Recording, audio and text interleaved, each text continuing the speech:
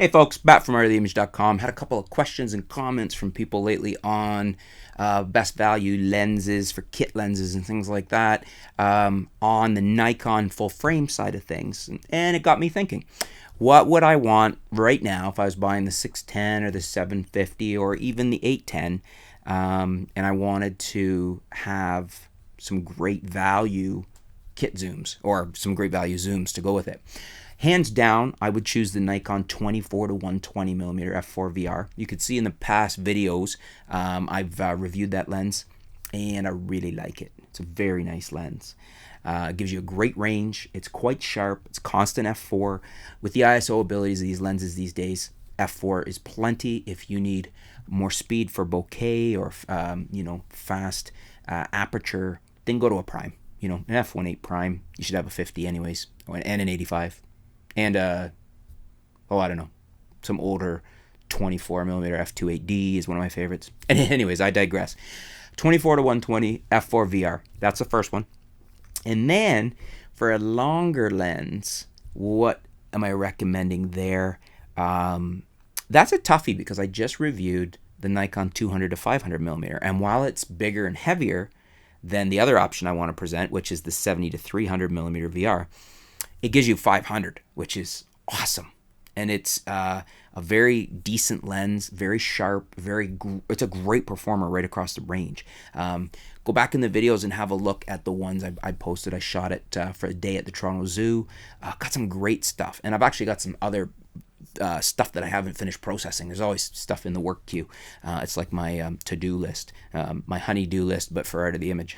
So, I really would lean towards that if you shoot anything regularly where you need a longer lens, because it's fantastic value. On the other side though, 70 to 300 millimeter VR from Nikon is a very nice performing little lens. It's a lot less expensive. Doesn't give you the reach. It's 300, not 500, but it's a lot less money, and it's a very good performer as well. So, for bang for your buck value for your money, that might be the better route to go to there. Either that, or maybe consider a used or refurbed, or even new, I guess, 80 to 400. Maybe that's a better option for you than the 200 to 500. So those would be the zooms, the zooms that I would seriously be looking at. I like the versatility of them. I like the range of them. And that said, actually the Nikon 28 to 300 millimeter VR is a very nice lens. I believe Terry White loves that lens on his, I don't know if he's shooting the 610 or 750.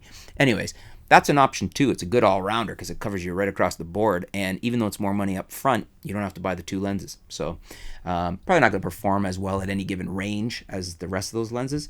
But as an all-rounder, you can't beat it because it gives you 28 to 300, right? That's the advantage of having it. So those are the ones I would look at. Those are, I guess, 4 that I would look at for zooms.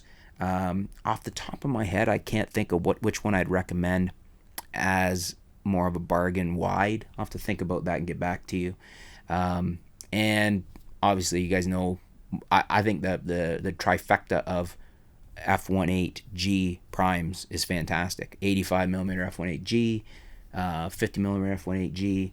And I really like the new 28 millimeter f1.8G, but I actually probably would go to the 24 millimeter f2.8D, which was a very good lens, or the 20 for a little bit wider. Anyways, we're not talking about primes here. But those zooms, those are the ones, 24 to 120 f4 VR, the brand new 200 to 500 millimeter VR, the 70 to 300 VR is an option. And then if you wanted an all-rounder instead, I don't hesitate to recommend the 28 to 300 VR from Nikon. So that's what I would recommend for full frame, not very good performing lenses, but not super fast zooms like the f2.8G lenses and the constant f4 on the 600 f4 and things like that. We're talking more value lenses that perform very well. That's what I recommend. What do you guys think? Do you agree with me? Disagree? Leave some comments below. Let's discuss good value, good performing lenses for Nikon full frame. Thanks for tuning in, folks. Stay tuned. We'll be back soon here at artoftheimage.com.